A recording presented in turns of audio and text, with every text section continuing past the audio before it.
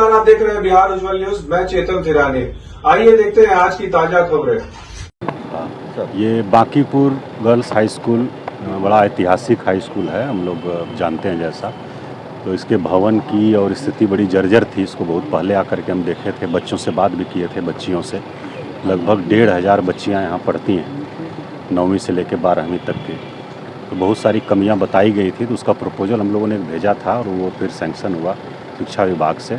उसी का निर्माण कर मरम्मती का कार्य, रंग रोगन, मरम्मती और वायरिंग वगैरह सब था उसका, शौचालय, पेयजल इत्यादि सबका काम चल रहा है। तो उसी को देखने के लिए आज आए हुए थे। काम अच्छा हो रहा है और अंतिम चरण में है। इसी महीने में, अगस्त महीने के अंत तक इस काम को पूरा कर लिया जाएगा।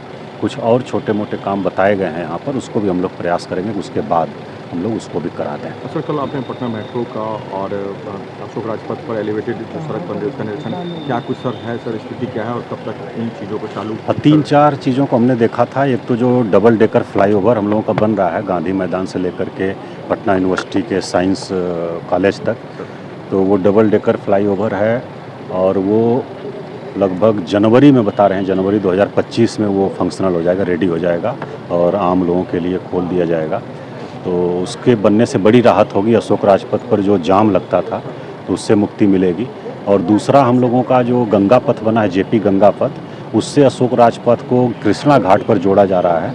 तो लगभग सारा काम पूरा कर लिया गया, सिर्फ एक स्लैब बचा हुआ है और उसकी तैयारी चल रही है। उसको करके सितंबर तक उसको पूरा खोल दिया जाएगा आम लोगों के लिए। तो उससे भी बड़ी राहत होगी, वहाँ जो जाम लगता था उससे लोगों को बड़ी राहत मिलेगी।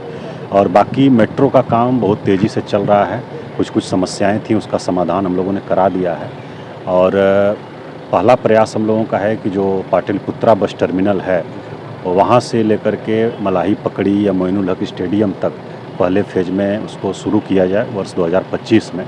उसी के लिए हम लोगों ने निरीक्षण किया था और काम तेज़ी से चल रहा है। हम लोगों को उम्मीद है कि वर्ष 2025 में उस फेज का काम शुरू हो जाएगा और उसके बाद का जो काम है वो 2026 में लोग बता रहे थे कि वो हो जाएगा। जलस्तर भी बढ़ रहा है, पानी बढ़ चुका है। हाँ, हम लोग नज़र रखे हुए हैं। जो गंगा का जलस्तर बढ़ रहा है, सोन का भी बढ़ रहा था, गंगा का भी बढ़ रहा था, कल से स्थिर हुआ है। और कल हमने देखा भी था, गंगा का जलस्तर जा कर के भी देखा था। लगभग जो हम लोगों का गंगा घाट बन रहा है उसके बराबर आ गया है, कहीं कहीं उस पर पानी चढ़ भी गया है।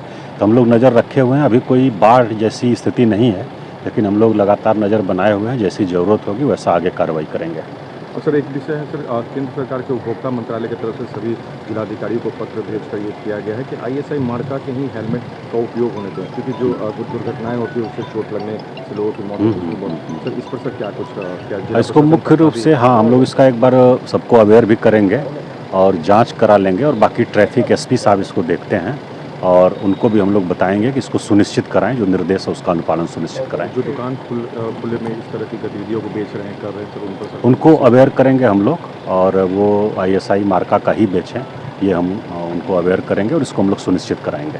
ऐसे ही तमाम खबरों के लिए आप सभी बने रहिए हमारे साथ और देखते रहिए बिहार उज्जवल न्यूज।